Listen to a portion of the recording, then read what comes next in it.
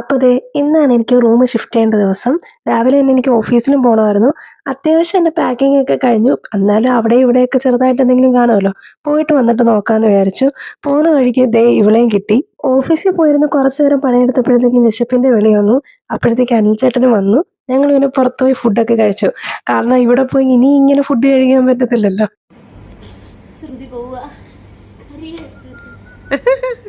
ഞങ്ങൾക്ക് എല്ലാവർക്കും half day ആയതുകൊണ്ട് തന്നെ അത്യാവശ്യം പണി കഴിഞ്ഞപ്പോൾ ഞങ്ങളെല്ലാം സിസ്റ്റം ക്ലോസ് ചെയ്തു.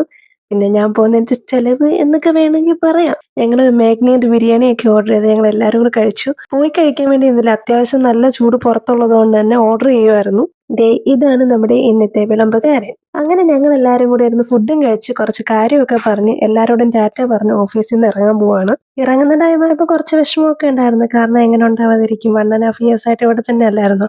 പോകുന്ന സമയമായപ്പോൾ മുഹമ്മദ് അമീൻ വന്നിട്ടുണ്ടായിരുന്നു. പിന്നെ ഞങ്ങളെ എല്ലാവരെയും മുഹമ്മദ് അമീനാണ് വീട്ടിൽ കൊണ്ടാക്കിയത്.